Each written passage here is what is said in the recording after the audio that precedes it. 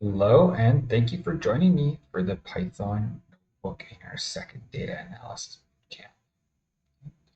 bootcamp. So today we're going to go over the car crash data set, and we're starting with the standard data science libraries, pandas, numpy, seaborn, and matplotlib. Okay. Here we're importing I'm just starting with two different colors assigning those just so I can play around with them as we go through our data set today. Easier just to set them in advance. I'll pull those as we go through our class today. Okay. So we talked a lot about distributions to show us how to generate distributions in NumPy using the random sublibrary. So numpy.random uniform, making a uniform distribution from 1 to 100, size 500. And you'll see as we plot this, be different every time. Gotta make sure I run everything in order. And you'll see as we plot this, it's going to be different every time. We're going to rerun this. And this is using NumPy's pseudo-random function that allows us to plot it in a way that is going to generate, it's not necessarily random, but it's pulling it like as if it were random, and we could, if we wanted to, control this random in the future. And this is the same thing that controls in machine learning the random state, and I'll save that for the machine learning bootcamp. Okay, so just showing really, it's pulling it from a uniform distribution, but even though we only have 500 samples, we can see it evolving. It's not perfect though, right? And that's the point. So it's kind of a semi-normal, almost uniform distribution. You're not going to find perfect things, but we're using the classical definition as a starting point to define this, right? And really to help us understand it and really to communicate what we're seeing. Normal distribution, we would use the numpy random dot loc equals 1. So this is saying the location, it's centered at 1. Standard deviation is 2 points, so 2 points up for 1 standard deviation, 2 points down for -1 standard deviation, and a size of 500. And you can see even an outlier, a little bit of an outlier guy over here, right? In a normal distribution, this is entirely possible. That could occur 3 standard deviations away at 1% chance, but it's possible all the way out there. Okay. And we're going to just plot this and looking at using a box plot just to highlight the outliers that we're seeing, just to see, do we see outliers, where do we see them? And what's interesting here is with this classic definition of the 25th to the 75th percentile, we have a little bit of an outlier over here. Maybe that one's pretty obvious to see. We also have an outlier over here as well. Just a little bit, I guess 7 is where we're seeing an outlier right here. It's this guy right here that we consider an outlier in terms of our mid-range of our data, because we have so much data right here in the middle. If we were to do a much bigger one, let's say 5,000, you start to see this will evolve into much more of a normal distribution. Again, still some outliers here as well. So what we did with those for our statistics, and then we'll see the effect that these have in later classes, because they really do, they are substantial, and you'll hear me talk a lot about outliers. And the box plot is a good way to just not think too hard and just what you see is what you get sort of thing. Here we're focusing just on the outliers, and these are what they are, right? And it's a good way to truncate or to manage them based on this plot like we talked about. An exponential distribution, there's a couple different exponential distributions. So the one that we discussed, the one that we generally need is a standard exponential distribution. And here, plotting that looking at 500 samples as well. And again, not perfect, but getting there. Doing more samples, I'm doing here 50,000 samples. And if we were to plot, we discussed binning this, and we could use, I wanted to show this plt.avx line. This works because Seaborn and Pandas plot as well are made with the matplotlib library. Okay, they just call it, they do lots of fun things, fancy things. So we need to do a lot of formatting, editing, and things like that. We often have to call the matplotlib library to format things on top of the Seaborn. I guess they're really Seaborn is meant to work in the way that you'll go back to matplotlib often to do a little bit more of the formatting styles, things like that, adding two plots together. And here's what we're doing. I'm just kind of picked some bins here, so we could do 5, 1, 2, 3.2, and just looked at the bins and kind of getting good spacing here. Where would I want to, if I were to bin these and turn these into categories, where would I start to bin them so that the data becomes roughly equal in that sense? Okay, so this is a visual way to inspect this and to really understand where you're getting this. So we have an exponential distribution here. Let's see what a log transformation does. Okay, so we're going to go log numpy.log, and this is probably one of the most common reasons that I use numpy is this log transformation here. So sample equals numpy.log, and here you can see when we plot this, it's not perfect exactly. This is not going to be, it never really works out to be perfect. So you usually have to do a little bit of truncating or bringing in these outliers over here. But now we have a distribution where the average is going to be much more representative, really in the center of the data instead of somewhere over here, like it would be with an exponential distribution. Okay, just to show that all the other functions that we have, random distribution generators that we have, we can generate from the logistic distribution. And I have notes about what these are down below, so Poisson as well. A little bit more looking for integers, and here we're looking at a gamma distribution. Okay. Gamma distribution is kind of, doesn't start off high, it starts low and then goes high. So you see this, and I'll let you read through these on your own time. You don't have to listen to me read stuff to you. You're a big boy, I'm sure you can do it. So going through these, and these are common-ish. You'll hear about them at least. You're not really going to run into them a whole bunch while you're getting started. And so I don't really go into a lot of detail because really this is about being practical. What's going to make you a good practical data scientist, and mastering statistics is helpful. It's always going to be helpful the more that you understand about statistics. Is it going to make you a really good data scientist today or data analyst today? I would say probably not going to be super helpful.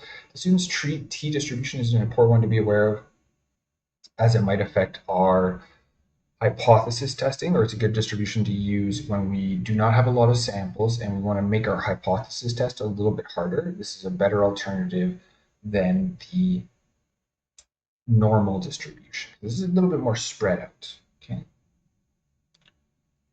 And getting into the car crashes here. So looking at our car crash data set today. Okay, so pretty standard. This happens when you see this unnamed category. What happens is when this was saved as a CSV, person or whoever did it forgot to say, I don't want the index, these index values brought into the data frame. And so you'll often see this. This is usually something you can just drop. We don't need to know this, but we'll see when we plot this, we get an unnamed distribution, a very uniform and equal distribution. This is where you know really not going to be able to use this in any way. Yeah. So walking through how I did this, all these plots of these distributions. So for featuring DF columns, what DF columns does is it gives us a list of all the column names. And so we're going to walk through this. And again, you could probably skip over this first one if you wanted to. If we wanted to redo that and just not plot this first one, what we could do is we could start at the second column, so position number 1, until the end, and go like this. And now we're going to essentially miss that, if we wanted to. Okay, going through all of these, I have pretty abnormal distributions in this, some outliers over here. Really, it would be nice to know what's an outlier in this. I see this abnormal kind of 2 levels of the uniform distribution, some pretty weird distributions in this data set. Worked out really well for this class. I think this is a really good idea. Even if this is my own project for personal sake, I would still write these notes right here. It's going to be my to-do list for what I'm going to do in pre-processing, what I'm going to need to do to manage and manipulate, what I want to look for, what I've noticed and stuff like that. It's just, you can go back to these distributions. It is a lot easier to just come back to your notes much quicker and faster. It'll save you, even if it's only 10 seconds, it'll save you 10 seconds every time you come back to this. And that could add that time, those things will start to add up over time. Okay. So just writing down little short notes about what I see here. I'm going to make the next thing, I'm going to make an outlier tag. I wasn't sure there was outliers, so it'd be good to kind of just build a function to highlight those quickly. And it would be great for a presentation just to have kind of the outliers highlighted as this. Just be a little bit nicer in the presentation, a little fancy. So what we're going to do here is we're going to go define outliers tag, outliers underscore tag. We're going to be using this with the dot apply function. So this first position is going to be the value in the row at the time. So I'm using this right here. What this is going to do, this function that we're creating right here, is dot apply is going to be iterating through all of the rows. It looks like it happens all at once, but it's actually a recursive function. So it's going row by row by row, and every row it's going to take the value out of the row and then pass it to this outlier tag. It's going to take the responsibility of managing this for us. And so the value in this first row is going to be the value in the row at the time. just to initialize this, I'm setting a lower bound and an upper bound, which will be my based on the interquartile range, and we'll see how I do. Okay, so if x is lower than the lower bound or it's greater than the upper bound, we're going to assign an outlier, and if else, it's a normal, right? So it's not on the extremes. As or is good when you're looking to classify the two tails of your distributions. We're also going to use numpy.percentile here to give us the quartile, the interquartile range here, so the mid-range of our data. So 25, so I give it the distribution of my data, the whole array, the one-dimensional array, and series in this case, and then I'm going to go to the 25th and then the 75th. So those, you can see here, just gives a nice float number. To find the interquartile range, then it's the bigger number, 75 minus 25, and that gives us our interquartile range. I can then go, my upper bound is my interquartile range, or sorry, my 25th quartile minus interquartile range times 1.5, interquartile range plus, or sorry, the quartile 75 plus 1.5 times the interquartile range, my upper bound. I'm going to use that in the .apply function. Notice these are part of the outlier tag function, but I'm not passing them directly to this. I'm passing it to the .apply function. It's going to take responsibility of passing those to the outlier tag. So it's really the .apply's job, the kind of boss of this operation. And then with that, I get outlier tags right here. I can now very clearly see what's an outlier. This one wasn't so surprising, but we very easily identified that. Now, I kind of built this. It would be nice if we put this into a function, make it a little bit cleaner and easier to use as we do other things. Okay? So here I'm just going to put these, making the quartiles and getting the interquartile range, applying this to the function.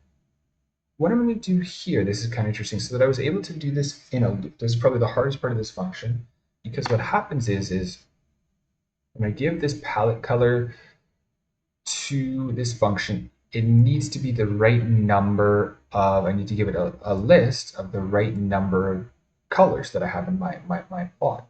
Okay, now with this, sometimes I have one, and as we'll see when we go down, sometimes I don't have any. So sometimes I do, and sometimes I don't. Okay, so when I don't, I only want one color, and when I do, I need two. So what I did then is I got the number of categories. I went and found the length of the outlier, then the feature, the category that identifies outliers. How many different values are there in there? One or two. And then depending on that, what I'm going to do is I'm going to give this a list of color 1, color 2. But I'm going to then give it numcat, lines like this. Okay, numcat.